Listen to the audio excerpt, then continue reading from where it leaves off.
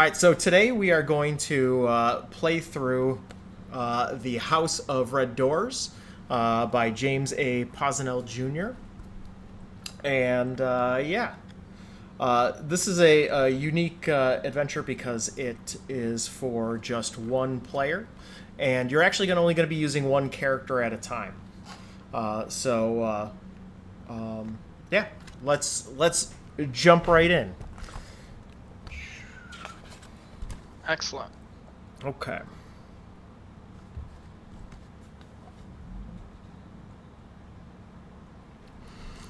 Between the blood orange setting sun and the crest of the hill, where a wide dirt road leads into your village, black silhouetted hulks bob up and down. As they descend the slope, the sun-limed shades become elephants of dusky blue hue. The animals pull their burden atop the summit. An immense, ornately decorated wooden carriage glides down the hill on colossal wooden wheels. Diamond-paned, multicolored glass windows of every size and shape occupy the walls, dormers, balconies, and turrets. The black enameled terracotta roof sweeps upwards into 2 hours topped by cupolas gilded in gold. And real quick, I'm going to... All right. Generations ago, the House of Red Doors visited your village. Now, so many years hence, could it be passing this way again? As the story goes, its mistress, Josephe, still untouched by time's ravages, is a powerful being of unknown origin, though through her, fates are altered and wishes granted, but only to those brave enough to cross her threshold. You toil unceasingly, suffer much, and to what end? Unrequited dreams, and the hope of an early grave, you resolve to enter and change your destiny. The fat driver of the beast team introduces himself as Zippopot and bids you to enter the movable manse. A narrow hallway gives way to an that jumps ahead. So you step out of a tavern, and you see you were sitting there with the three other people that you were with. And you're like, I need to get some fresh air. And you step out of the tavern and you see coming up the hill this massive building on wheels. And so it comes to a stop, and the person that is driving the team of beasts that are pulling it up the hill beckons for you to enter. Do you wish to do so? Absolutely. Okay. So, a narrow hallway gives way to an exotic room with 6 columns of cedar carved into delicate latticework of human bones. Dragons with human skulls in place of their serpentine heads are sculpted amongst the bony structures. Tall, fragrant flowers fill large periphery funerary urns placed along the walls. The floor inside the colonnade area is layered with many rugs, making for a soft, cushioned surface. In the center of the room lies a beast's skin, its mouth set in a fierce snarl, and its eyes replaced with clockwork which follow your every movement. When you pause to absorb the spectacle of Josephe's sanctum, the beast's jaws mechanically open and issue a low growl. A loom stands nearby with a half-finished tapestry on it.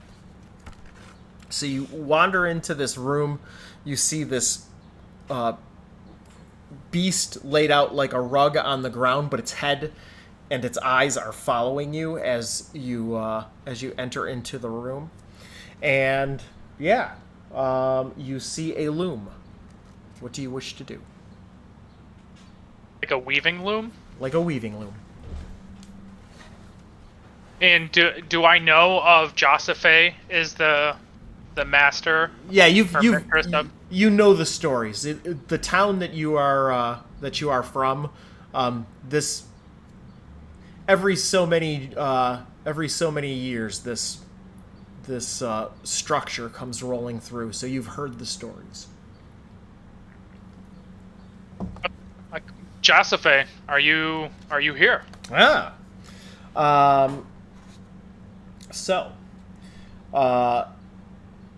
You hear from behind the loom.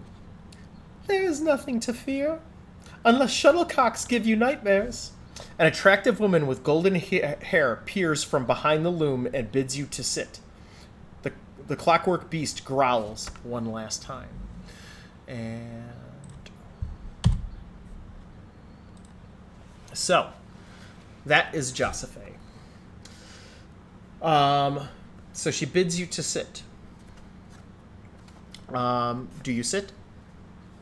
Kind of keto kind of motion for the rest of us. Is it just a single person? Yeah, in it this, it is just whoever you choose to start with.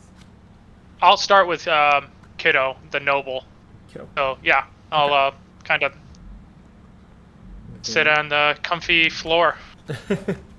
All right. So, Josephe is going to ask you 2 questions. Why do you seek me, the mistress of the House of Red Doors? And what do you wish to manifest that you cannot or will not create for yourself? So she is a person that can help you find your destiny. And so that is why she is asking these questions. What is it that you seek? What do you think that Keto seeks? Does Keto seek power? Ooh, power. Riches. Power, riches. Dominion. Dominion. Oh, very interesting. And what is Keto's alignment? I guess it doesn't auto-generate alignment. That makes sense.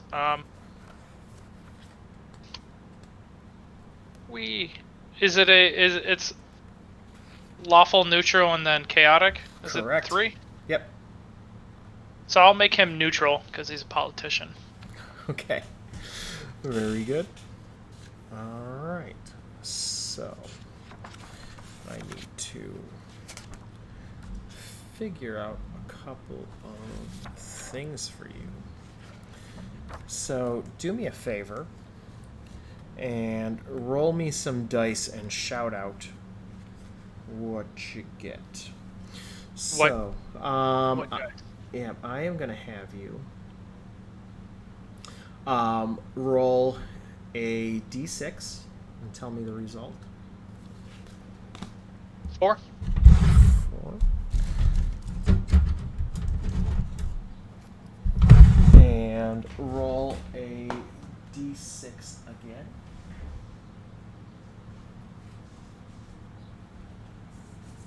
3.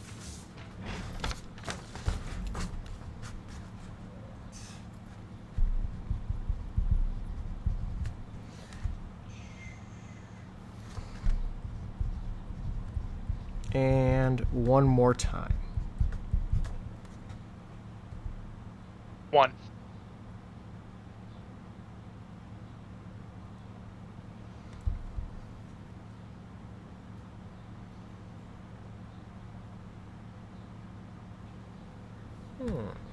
Interesting.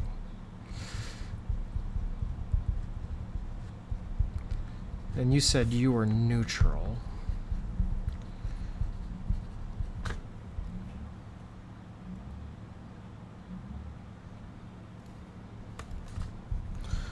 All right.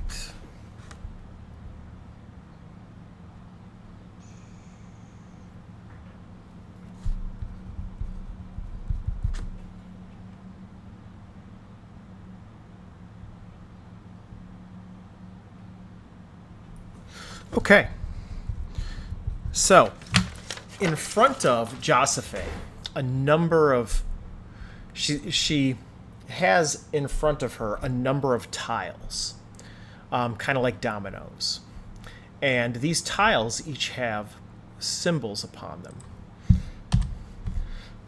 And so she has these tiles and she starts moving them around, and then all of a sudden some of them start to float. And so one of the symbols that starts to float is the arch. And so the arch is floating on this same, if you're looking at the image that I have up on the screen, or should I have up on the screen? The arch is at about the middle next to the skull. And then all the way at the bottom, below the skull, is the sarcophagus. And the tile for the sarcophagus is floating around, spinning around. And then one other symbol starts floating around. And where are you? Ah, yes. You see a boat. You see a person. The tile represents a person on a boat. So you see these images floating around, and Joseph, she says,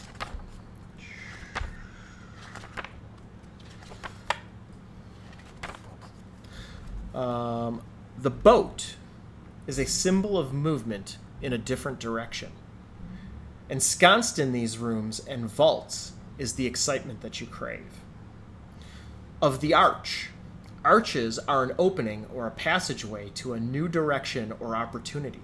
The act of passing over the threshold will mark your new beginning. And then the sarcophagus asks us to lay to rest the thoughts and things that no longer serve us. Choose the doorway of the tomb and free yourself from guilt.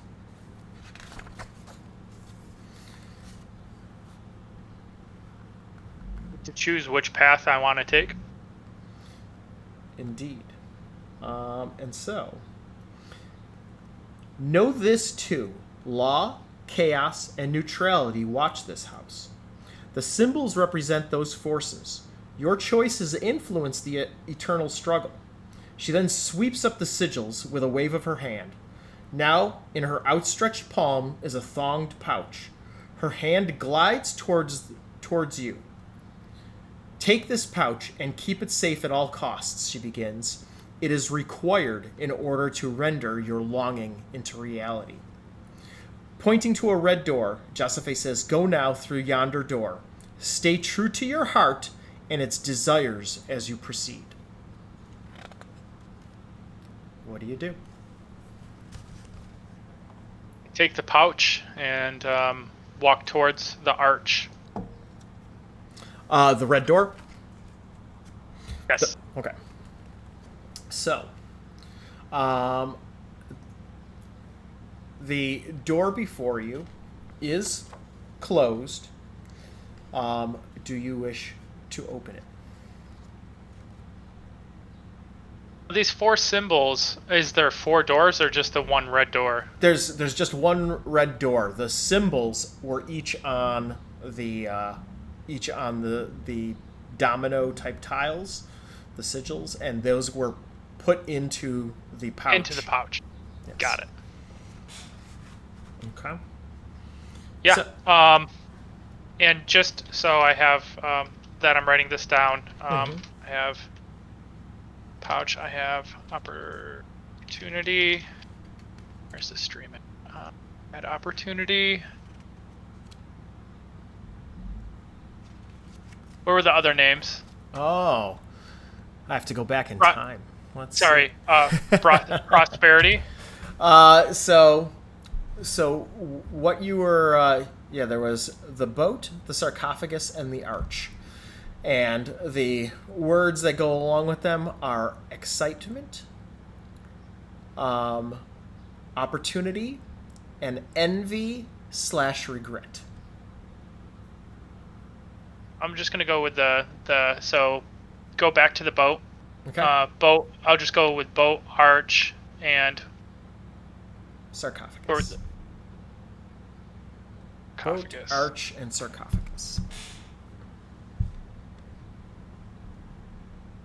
Close enough on the spelling. Yeah, okay. All right. So, do you open the door?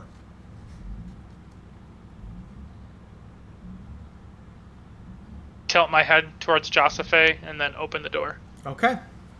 She gestures and you open the door. The door you open gives way to a cold, dark mist. As you step over the threshold, the mist disappears, showing the village of your birth. It appears to be abandoned and in ruin. 6 strange lights pierce the heaven and seem to emanate from the center of town. So you're on the you step through the door and suddenly you're no longer in Joseph's sanctum. You are in the village of your birth, but it's in ruin. And you can see that there's light emanating from the center of town.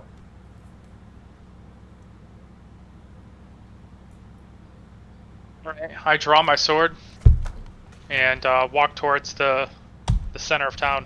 Okay. So, when you get to the center of town, the village square, normally a place of bustling economic activity, is eerily quiet, and most of the businesses are also in ruins. Only the church, the smithy, and the tavern are still intact. You can now see the lights originate from behind the church where the lich yard or cemetery lies. So, you're looking around and you see everything in ruins, but you see the smithy is roughly intact, the tavern is roughly intact, and the church straight ahead is roughly intact. The lights are emanating from behind the church.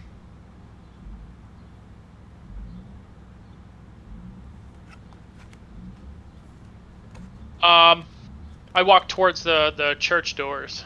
Okay. All right. So, dedicated to Coronis, the church is a simple one-story fieldstone building. Do you wish to enter? Yes.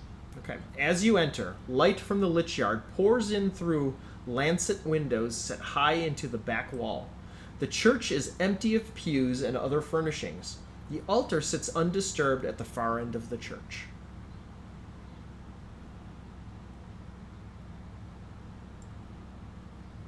Take a moment just to kind of look at every shadow of who's inside the church before I proceed walking towards the altar. Other than the altar, everything appears to be empty. Cool. I walk towards the altar. Okay. On the altar is a holy symbol dedicated to Coronis.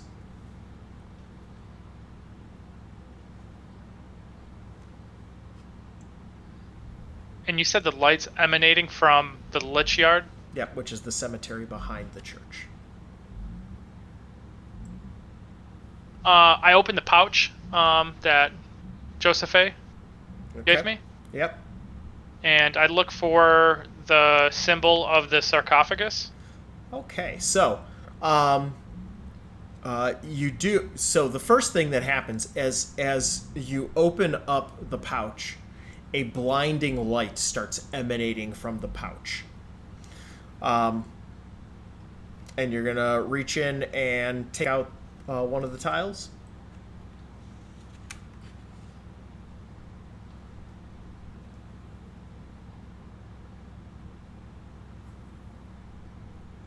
Specifically the sarcophagus one.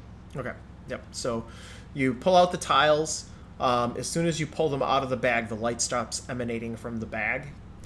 And you look at the tile and there's a sarcophagus on it. I'll have that ready in hand. I kind of press it against the symbol of Cronus. Okay. Let me take a quick look here.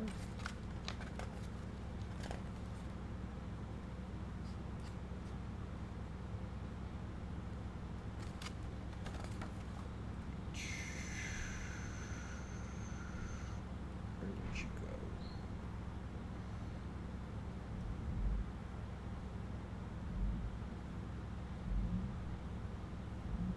go? Okay.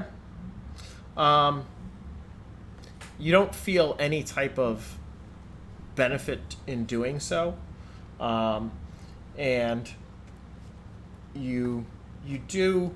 Cronus is a very well-known deity, and you you kind of connect that that the sarcophagus probably doesn't align with what you know of Coronis.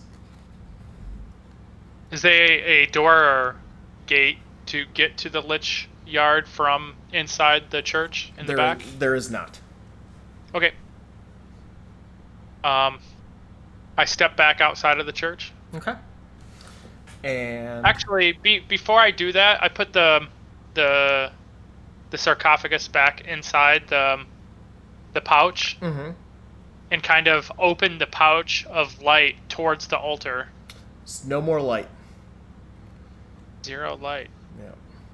Got it. All right. Yeah, I'll leave the church and walk towards the light in the lich field. Okay. Are you going to go to the north side of the courtyard, or are you going to go to the south side of the courtyard? South side. Okay, so where that little door is. Okay. All right. So, as you approach the lich yard, you can see that the light is emanating from 6 open graves. They all appear to be recently disturbed. At the center of the graveyard, a bent, emaciated figure rips flesh from a corpse. Its eyes glow bright white and illuminate its grisly repast.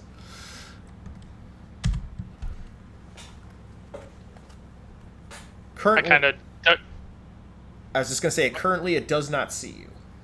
Yeah, I kind of duck behind whatever structure or anything like that, so I can kind of take a look at what's going on. So, feeding on a corpse, it's just one of them.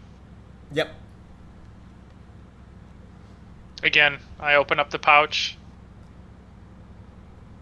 Okay. There is no longer any light emanating from the pouch.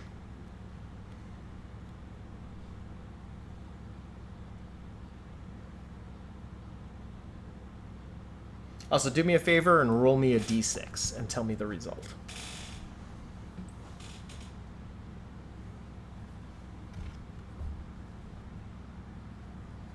Four.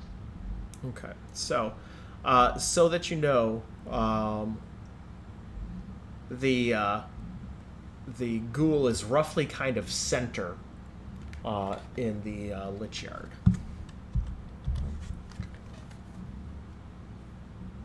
Well, I'm walking through an arch, correct?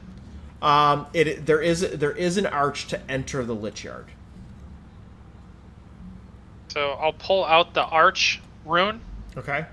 Symbol token. Press that against the arch and step through. Okay. And so yeah. Are you making any effort to go unnoticed, or are you being bold and decisive?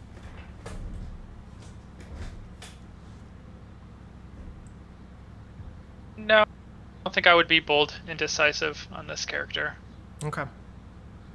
You do not think you would? No, not on Keto. He wouldn't be bold and decisive. Okay. So, roll me a d20 and tell me what you get. You can modify it for agility and luck.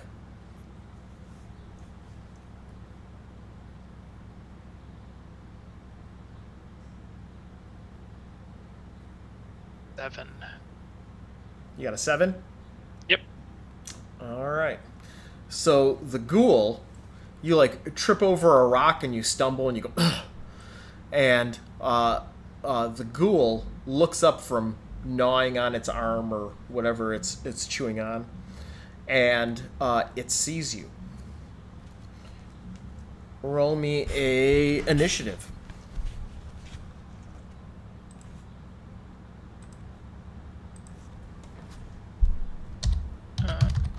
So that's technically an 18, because Okay. I have initiative 1. And then, where is it? Keto. Oh! So we tied at 18? Yes. All right.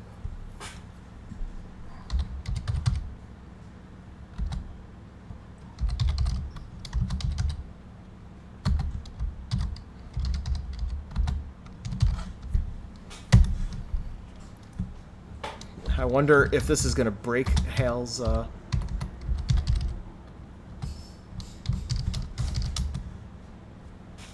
Keto goes first.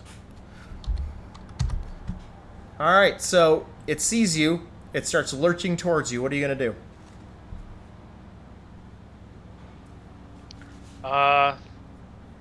Offensive stance and charge forward to strike. Okay. Make your attack.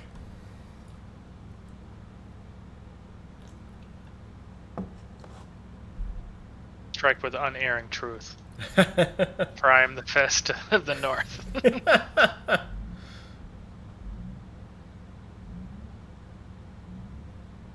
Do I have a modifier to hit? Do not. And I swing and a miss. Yep.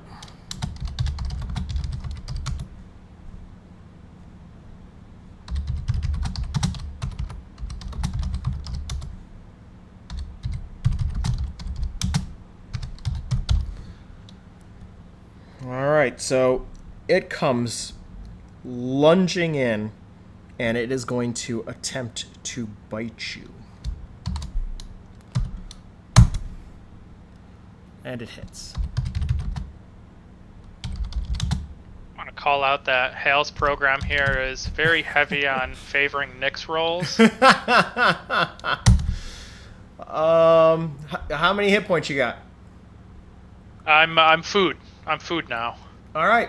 And so the ghoul, it bites your neck and blood sprays everywhere, and your last thoughts were, I thought I was going to claim my destiny, and then your eyes go black.